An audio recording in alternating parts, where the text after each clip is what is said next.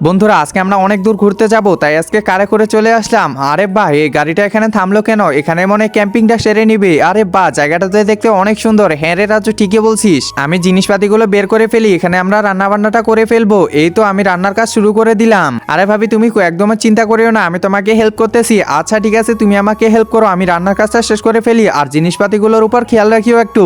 এই তো দেখো, আমার রান্নাটা অর্ধেক প্রায় হয়ে গেছে। এবার একটু ডিমগুলো এখানে দিয়ে দিই। এই তো ফাইনালি আমার রান্না শেষ হয়ে গেছে। আরে ওইগুলো এখানে কি করতেছে? ওরা তো দেখি রান্না বান্না করতেছে। যাই, ওদের জিনিসপাতিগুলো চুরি করে নি। এখানে কি আছে? এখানে তো দেখি ফোন আর ওয়ালেট আছে, এগুলো নিয়ে চলে যাই। এই যে ভাই শুনতেছেন, কোথায় যাচ্ছেন? এইদিকে আসেন, আসেন আমাদের সাথে ডিনারটা করে ফেলেন। একজন মা কতটা আপন হয়ে থাকে, যার মানেই তাকে জিজ্ঞাসা করে দেখো। তো দেখা যাক বন্ধুরা, এই মায়ের জন্য কে ভিডিওটিতে লাইক এন্ড সাবস্ক্রাইব করে। আর যারা মাকে ভালোবাসো না, তারা ভিডিওটি থেকে দূরে থাকো। এখন আমি খাওয়া দাওয়া করবো না, আমি একটু লেটে খাওয়া দাওয়া করবো। আচ্ছা ঠিক আছে।